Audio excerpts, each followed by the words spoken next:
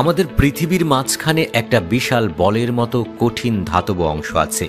এটাকে বলা হয় ইনার কোর বা কেন্দ্রের ভিতরের অংশ।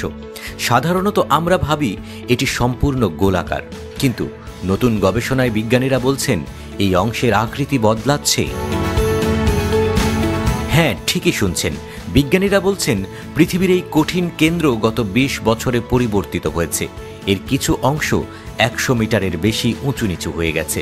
আর এই গবেষণার নেতৃত্ব দিয়েছেন আমেরিকার ইউনিভার্সিটি অব সাউদার্ন ক্যালিফোর্নিয়ার অধ্যাপক জন ভিডেল।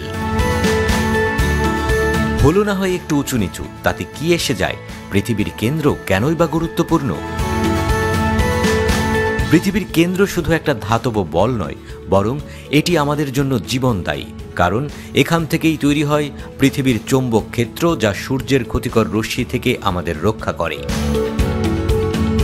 পৃথিবীর ইনার কোর তার চারপাশে তরল ধাতব আউটার কোরের বা কেন্দ্রের বাইরের অংশ থেকে আলাদাভাবে ঘুরছে।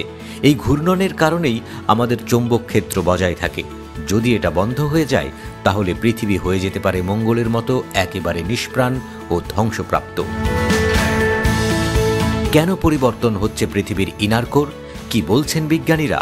বিজ্ঞানীরা বলছেন এই পরিবর্তন হচ্ছে সেখানে যেখানে কঠিন ইনার কোরের সীমানা স্পর্শ করেছে আউটার কোরের তরলকে। এই বাইরের কোর খুবই উত্তপ্ত, প্রায় গলিত অবস্থায় থাকে। তাই এর তরল প্রবাহ এবং মধ্যাকর্ষণের টান ইনার কোরের আকৃতিতে পরিবর্তন আনতে পারে। নিশ্চয়ই জানতে ইচ্ছে করছে এই ঘটনা কিভাবে জানা গেল?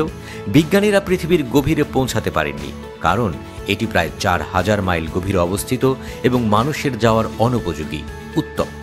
কিন্তু তারা ভূমিকম্প থেকে উৎপন্ন হওয়া কম্পন তরঙ্গ পরীক্ষা করে এর ভেতরের গঠন সম্পর্কে ধারণা পান। এই গবেষণায় 1991 থেকে 2023 সালের মধ্যে একই জায়গায় হওয়া বিভিন্ন ভূমিকম্পের তরঙ্গ বিশ্লেষণ করা হয়েছে। এতে বোঝা গেছে 2010 সালের দিকে ইনার কোরের ঘূর্ণন ধীর হয়ে গিয়েছিল, তারপর আবার বেড়েছে।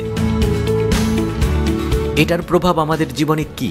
এখনও বিজ্ঞানীরা নিশ্চিত নন যে এই পরিবর্তন আমাদের জীবনে কোনো তাৎপর্যপূর্ণ প্রভাব ফেলবে কিনা। তবে এটা নিশ্চিত, পৃথিবীর চৌম্বক ক্ষেত্রের পরিবর্তন হলে বড় প্রভাব পড়তে পারে। যেমন উত্তর মেরুর আলো, যাকে আমরা অরোরা বোরেলিস নামে চিনি, সেটা আরও অস্বাভাবিকভাবে দেখা যেতে পারে, অথবা আমাদের ইলেকট্রনিক সিস্টেমে প্রভাব পড়তে পারে। এই গবেষণা এখনো প্রাথমিক পর্যায়ে আছে এবং বিজ্ঞানীরা বলছেন এটি আরও বিশ্লেষণের প্রয়োজন। তবে একটি বিষয় পরিষ্কার, পৃথিবীর গভীরে এখনো অনেক রহস্য লুকিয়ে আছে, যা ভবিষ্যতে আমাদের আরও অবাক করতে পারে।